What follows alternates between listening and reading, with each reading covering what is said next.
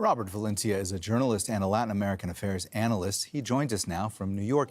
Robert, thanks so much for being with us here on Al Jazeera. From your vantage point, how will these tariffs impact the region? And more specifically, what might we see countries like Mexico and Brazil do going forward as a result?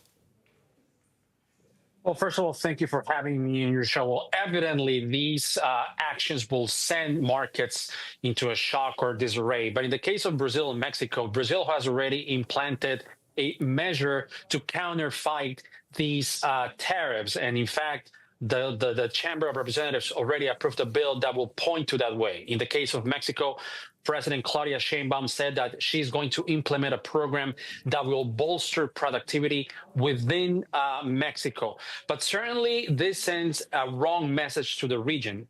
And by that, I mean that the United States may not be seen as a reliable partner. And as such, many of these countries will have to look inwards and propel new alliances or existing alliances. In the case of the Pacific Alliance, composed of Mexico, Costa Rica, Colombia, Peru, and Chile. And in the same way, Brazil could be a leading play a leading role in the region by way of Mercosur and look to other horizons, other markets like China, India, and Russia by way of BRICS. So that might be the outlook that I envision at this point. Robert, do you think that we'll see companies in Latin America try to offset this by taking specific actions to try to get around these tariffs? And from your vantage point, what might they be?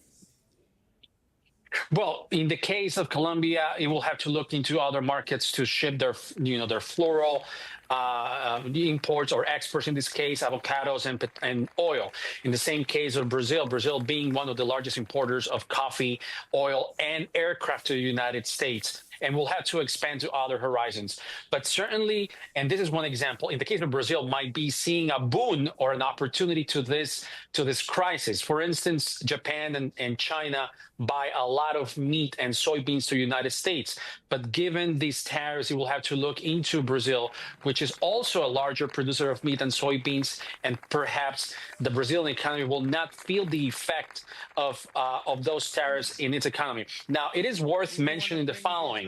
Not every country in Latin America, because basically every country in the region has been impacted or been added into this reciprocal tariffs.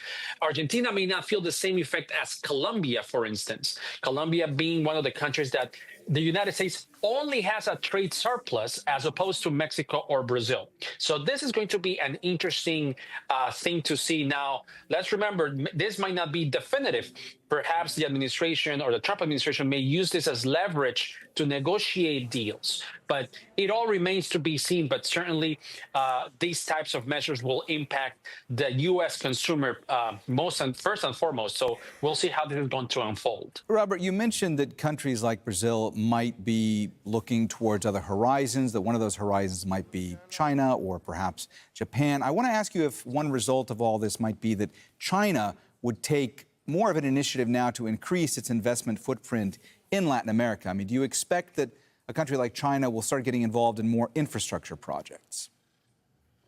Absolutely. And we're seeing this right now. As we speak, there is a construction, or perhaps what I consider one of the largest and most ambitious infrastructure projects in Latin America, which is the Bogota Metro in Colombia. As you know, Bogota is one of the largest cities in the region, 10 million residents, and is one of the largest cities in the world that doesn't have a metro system, and is being built by China.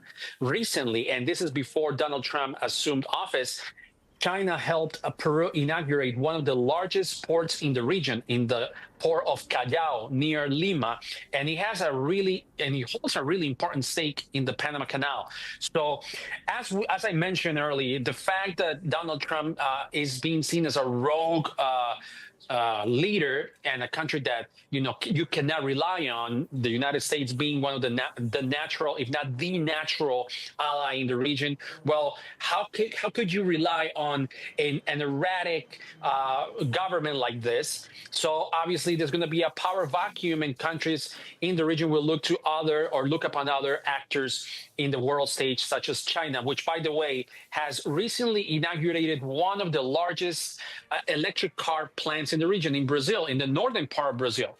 And just to conclude, this is going to have an effect on other industries. For instance, BYD, is becoming one of the largest electric car producers in the world, and is chipping away at Tesla, which is seeing a plunge in its stocks and its productivity.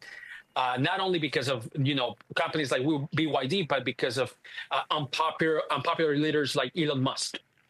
All right, Robert Valencia, journalist and Latin American affairs analyst. Thanks so much for joining us here on Al Jazeera. Great to get your insights. Thank you for having me.